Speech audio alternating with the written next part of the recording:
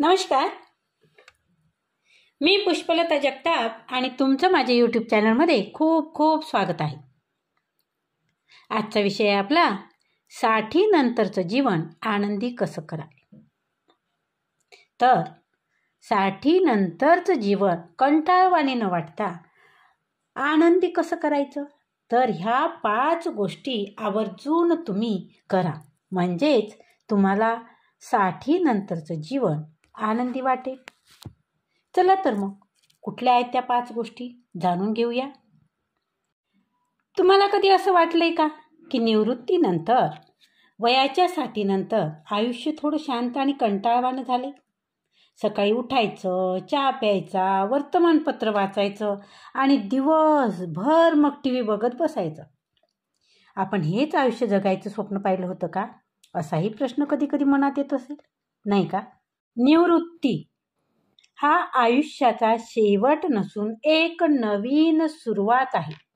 आज आपण अशा 5 अनोख्या मार्गाबद्दल बोलणार आहोत, ज्यामुळे तुम्ही निवृत्तीनंतरचं आयुष्य आनंदी आणि अधिक सुंदर बनवू शकाल. तर जेव्हा आपण वर्षानुवर्षाच्या नोकरीनंतर निवृत्त होतो, रिटायर होतो, तेव्हा सुरुवातीचे काही दिवस आपण आराम करायला छान वाटतं, आपल्याला छान आपण आराम सुद्धा करतो, नाही का? पण काय होतं ना की हळूहळू एक पोकळी आपल्याला जाणवायला लागतं. काय करावं, कुठं जावं, दिवस कसा घालवावा, असे प्रश्न मनात घोळत राहतात. पण काळजी करू नका, आज मी तुमच्यासोबत काही असे मार्ग शेअर करणार आहे जे वापरून तुम्ही निवृत्तीनंतरचं आयुष्य सुद्धा अधिक मजेशीर, अधिक मजेदार तुम्ही बनवू शकाल. चला तर मग.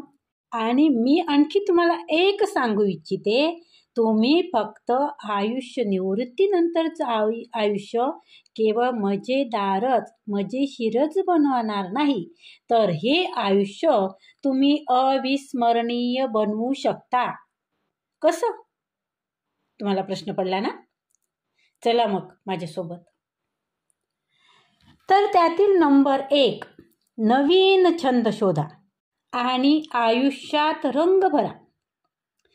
सर्वात पहिली गोष्ट जी आहे ती म्हणजे तुम्ही ती करू शकता, आणि ती म्हणजे नवीन छंद जोपासणे. तुम्हाला लहानपणी चित्रकलेची आवड होती का?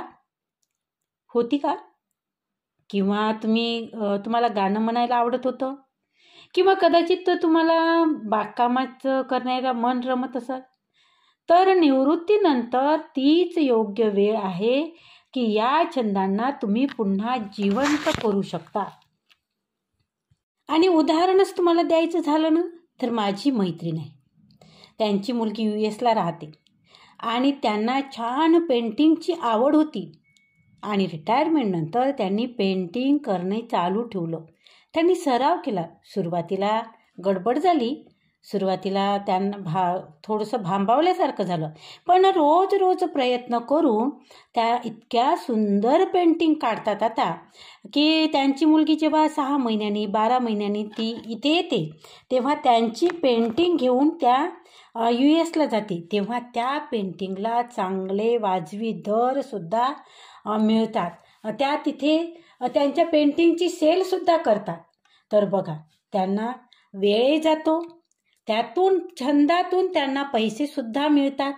आणि मग जर तुम्हाला असा एखादा छंद असेल, आता पेंटिंगच मी म्हणत नाही, तर एखादा तुमचा आवडीचा छंद असेल, त्या पेंटिंगवर चार्ज करतात, कारण तिथे त्याला खूप मागणीसुद्धा आहे. परंतु आपण इथे राहून कुठली गोष्ट, तुम्हाला स्वयंपाकाची आवड असेल, तुम्ही छान स्वयंपाक करू, जर डबे बनवले, स्त्रिया असाल, किंवा गाण्याची आवड असेल तर तुम्ही एखादा वर्ग घेतला गाण्याचा, किंवा तुम्हाला जर योगा शिकवण्याची आवड असेल, तुम्हाला योगा करता येत असेल, तर योगाचे क्लासेस घ्या. तुमचा वेळ सुद्धा जातो आणि त्याचबरोबर वेळ तर जातोच छान, तुमचे 4 लोक सुद्धा जोडल्या जातात आणि त्याचबरोबर तुमचं अर्निंग चालू होतं, नाही का? बघा, प्रयत्न करा. आता बघूया नंबर 2, फिरायला जा. हो, फिरायला जा. मोठे मोठे टूर प्लॅन करण्याची गरज नाही आहे, की आम्ही रिटायर झालो, वय झालं, मग कुठे आम्हाला फिरायला पाठवता तुम्ही? तसली गरज नाही. मोठे मोठे टूर काढू नका. आजूबाजूचे छोटे छोटे ठिकाणी तर तुम्ही जाऊ शकता ना, जिथे तुम्ही कधी गेला नाही. होतं असं की आपण ज्या एरियात राहतो त्या एरियातले किंवा आजूबाजूचे काही ठिकाण आपण पाहिलेलीच नसतात. मग अशा वेळेला तुम्ही टूर काढा आणि ते ठिकाण पाहायला जा.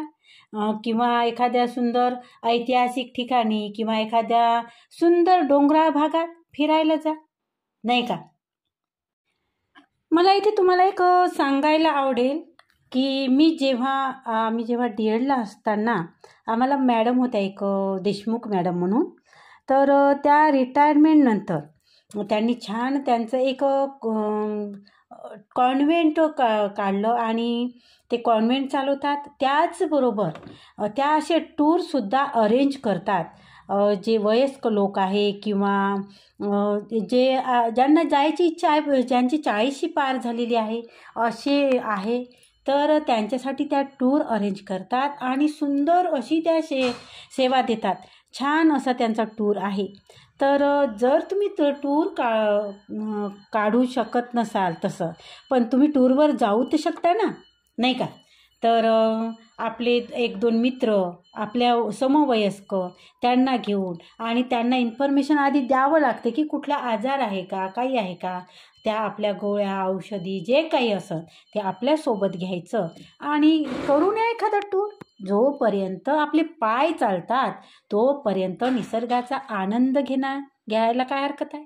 त्यामुळे ताजंतवानं सुद्धा वाटेल आणि मन सुद्धा प्रसन्न होईल, नाही का?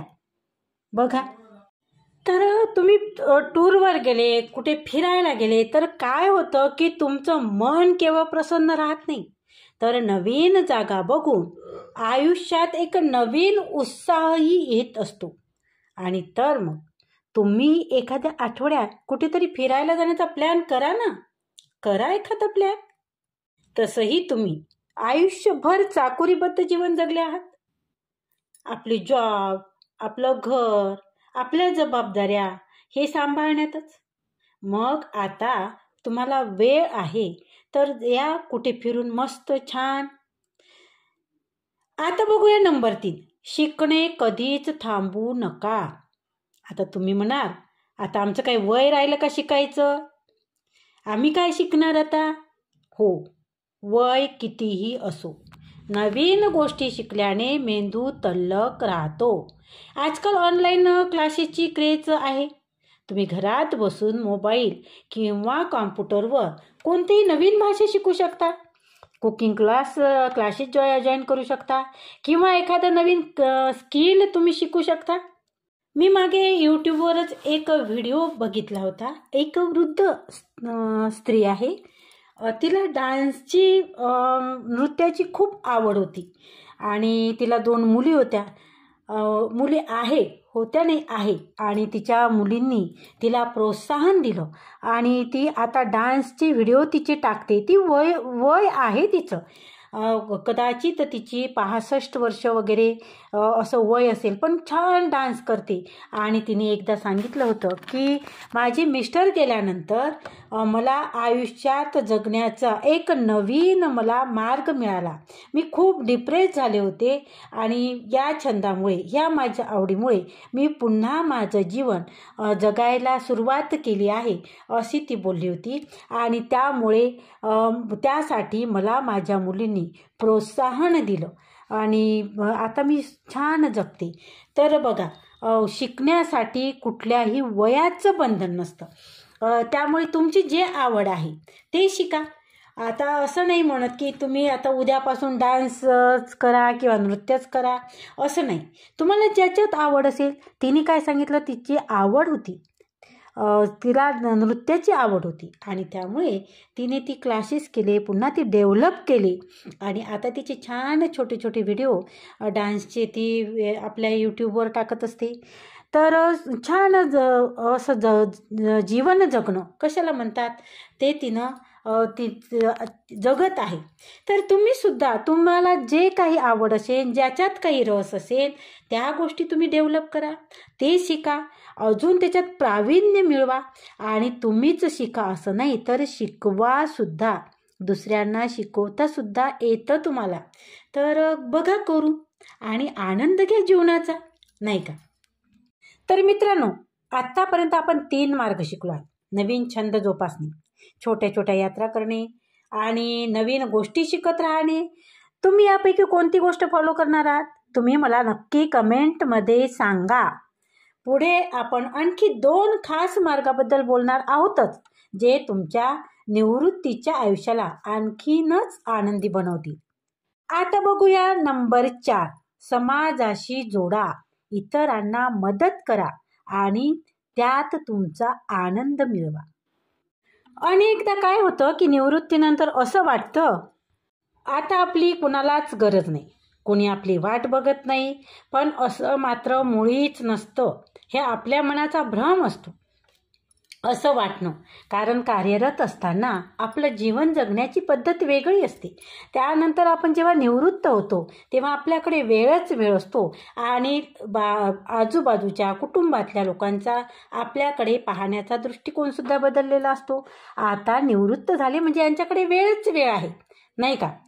तर समाजाशी जोडले राहा म्हणजे काय करायचं? एखाद्या अनाथाश्रमात जा, तिथल्या मुलांना शिकवा, तिथल्या त्यांच्यासोबत गाणी म्हणा किंवा त्यांना गोष्टी सांगा. त्यांचं म्हणणं आहे की काय आहे ते तुम्ही समजून घ्या, तुम्ही ऐका त्यांचं आणि त्यांचं हसूसुद्धा तुम्ही बघा. तुम्हाला खूप आनंद होईल. अनाथ आश्रमातल्या मुलांना आजी आजोबा मिळाल्याचा आनंद त्यांच्या चेहऱ्यावर दिसेल. तुम्ही जेव्हा गोष्टी सांगाल ना त्यांना, तेव्हा त्यांना घराची फिलिंग येईल की आपले आजी आजोबा असते तर कदाचित असेच असते, अशाच त्यांनी मला गोष्टी सांगितल्या असत्या. तर बघा, करून बघा तुम्ही आणि आनंदसुद्धा मिळवा. आणि मुलांच्या चेहऱ्यावरचा आनंद बघून तुम्हाला सुद्धा आनंद होईलच की. कधीही न मिळालेला, आधी कधीही न अनुभवलेला आनंद तुमच्या वाट्याला नक्कीच येईल. आणि शक्य असेल तर एखाद्या NGO सोबत जोडा किंवा आपल्या आजूबाजूला असलेल्या एखाद्या गरजूला मदत करा. शिकवणे असो, सल्ला देणे असो किंवा फक्त कोणाचं दुःख वाटून घेणे असो, नाही का, त्यांच्या दुःखात सामील होणे असो. ही छोटी छोटी कामं तुम्हाला एक नवीन उद्देश देतील, तुम्हाला जगण्याचा एक नवीन तुमच्यातली स्फूर्ती तुम्हाला देतील. आणि बघा करू, निश्चितच तुम्हाला आनंदी जीवनाचं रहस्य त्यामध्ये दडलेलं आहे, ते तुम्हाला सापडेल, ते तुम्हाला गवसेल. आता बघूया नंबर 5. नंबर 5 आहे की कुटुंबासोबत जास्तीत जास्त वेळ घालवा. काय होतं ना की नोकरीच्या दिवसामध्ये अनेकदा आपल्याकडे वेळेची कमी असते, वेळच नसतो. पण आता तर वेळच वेळ आहे. आपली मुलं, आपली नातवंड यांच्यासोबत घालवलेले क्षण खूप अनमोल असतात बरं. त्यांच्यासोबत गेम खेळा, त्यांना गोष्टी सांगा, त्यांच्यासोबत स्वयंपाकाला त्यांना मदत करा. बघा, माझी आजी नेहमी म्हणायची, जेव्हा म्हाताऱ्या हाताने मुलाच्या डोक्यावरून प्रेमाने हात फिरवला जातो तेव्हा दोघांच्याही आयुष्यात आनंद वाढतो. जर कुटुंब दूर असेल तर व्हिडिओ कॉल करून, मेसेज पाठवून त्यांच्याशी जोडलेले राहा. आणि हो, आपल्या जोडीदारासोबतही काहीतरी नवीन करा. सोबत फिरायला जा, एखादा नवीन छंद जोपासा किंवा फक्त जुन्या आठवणींना उजाळा द्या. त्यांच्यासोबत बसून हे असं झालं होतं, तसं झालं होतं, ह्या गोष्टी तुम्ही त्यांच्यासोबत बसून बोला. त्यामुळं काय होईल की तुमच्या जुन्या आठवणींना उजाळा मिळेल आणि उजाळाच मिळणार नाही तर तुम्हाला तुमच्या नवीन आयुष्यातली एक प्रकाश किरण तुम्हाला दिसेल त्यामधून. आता बघूया काही सूचना, पण महत्त्वाच्या. व्हिडिओ तुम्ही सोडू नका. खूप महत्त्वाच्या सूचना मी सांगणार आहेत. त्या सूचना तुम्ही काळजीपूर्वक ऐका आणि तुमच्या जीवनात त्याचा अंमल करा. बघा मित्रांनो, चांगल्या गोष्टी आपण सर्वजण ऐकतो, पण खरी मजा काय आहे? खरी मजा ही तेव्हा येते जेव्हा आपण त्यांना आपल्या आयुष्यात उतरवतो. तर चला आता आपण या 5ही मार्गांना तुम्ही तुमच्या दिनचर्येत कसे सामावून घ्याल, कसे तुम्ही उतरवाल याबद्दल बोलूया.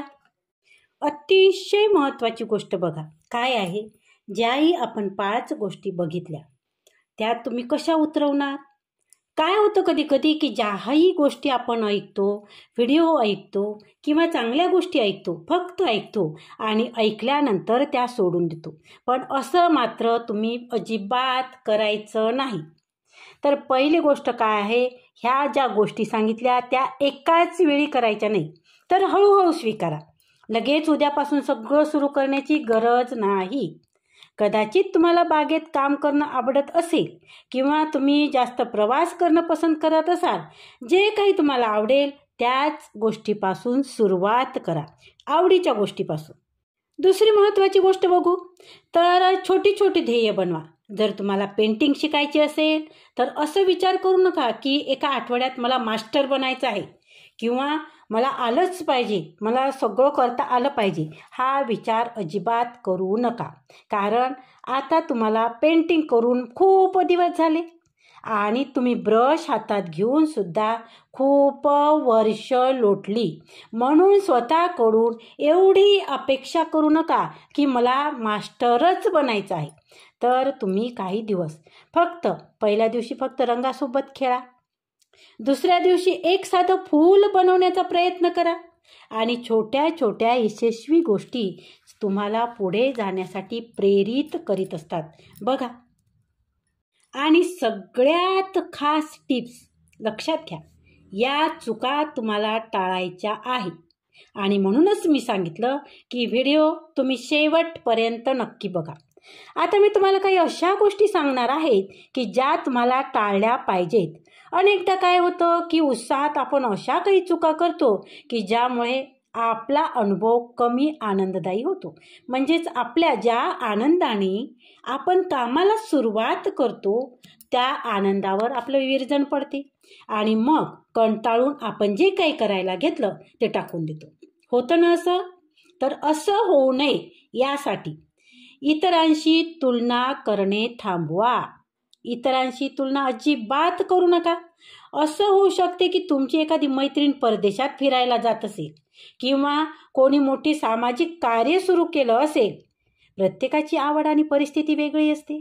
तुम्ही तेच करा जे तुम्हाला खरंच आवडते आणि ते करायला जाऊ नका की जे तुमची मैत्रीण करत आहे, तुमचा मित्र करत आहे. तुमचा मित्र जर परदेशात गेला असेल, तुमची मैत्रीण जर परदेशात गेली असेल आणि तुम्ही जर विचार केला की मला सुद्धा परदेशात जायचं आहे, तर हे शक्य होणार नाही. तुमची आवड बघा, त्याच्यामागे वेगळे मुद्दे असतात. त्यांचे मुलगा मुलगी परदेशात असेल आणि त्यामुळे ते गेले असतील तिथे फिरायला, कदाचित असू शकतं नाही का. किंवा एखादी तुमची मित्रमैत्रीण असेल, तिला सामाजिक कार्य करण्याची पहिलेपासून आवड असेल आणि तिने ती आवड जोपासली असेल, त्यामुळे ती त्याच्यात कार्य करत असेल आणि तुम्ही जर आत्ताच त्या सामाजिक कार्यात उडी घेतली तर तुमची खूप मोठी निराशा होऊ शकते. आणि म्हणून घाई करू नका. तुम्ही तेच करा जे तुम्हाला आवडतं आणि खरंच आवडतं. आणखी एक चूक, घाईघाईत निकालाची अपेक्षा करणे बरेचदा होतं. लक्षात ठेवा, हे तुमच्या आनंदासाठी आहे, कोणत्याही स्पर्धेत भाग घेण्यासाठी नाही बरं. जर पहिल्या 2-3 दिवसात तुम्हाला तुमच्या नवीन छंदाचा कंटाळा आला तर निराश होऊ नका. थोडा वेळ द्या, तुम्हाला स्वतःलाच फरक जाणवेल. वेळ घ्या, तुम्ही त्याच्यात रममान होण्याचा प्रयत्न करा. कंटाळा तर येतोच, कारण खूप दिवस झाले आपण बरेच दिवसापासून आपले छंद मागे पाडलेले आहे आणि त्यामुळे कंटाळा येणार आहे. परंतु आपल्या छंदाला म्हणजे स्वतःला वेळ द्या. तुम्ही वेळ दिला की नाही दुसऱ्यांना आत्तापर्यंत? मग आता तुम्ही एक गोष्ट करा, तुम्ही तुम्हाला स्वतःला वेळ द्या. ही वेळ देणं खूप महत्त्वाचं आहे. मित्रांनो, निवृत्ती आयुष्याचा शेवट नाही बरं. आयुष्याचा शेवट नसून एक नवीन सुरुवात आहे निवृत्ती म्हणजे. ही ती वेळ आहे जेव्हा तुम्ही स्वतःसाठी जगू शकता. हे सगळं तुम्ही करू शकता जे तुम्ही नेहमीपासून तुम्हाला करायचं होतं आणि तेच करायचं होतं आणि आता मात्र तुमच्याकडे ते करण्यासाठी वेळ आहे. बघा, आपण आयुष्याच्या या टप्प्यावर येऊन पोहोचलो आहे की आयुष्याच्या टप्प्यावर आपल्याकडे 2 पर्याय असतात. एक तर गेलेल्या काळाची आठवण करत बसणे किंवा येणाऱ्या काळासाठी नवीन स्वप्न बघणे. हे 2 पर्याय आपल्याकडे आहे. मग तुम्ही काय स्वीकाराल?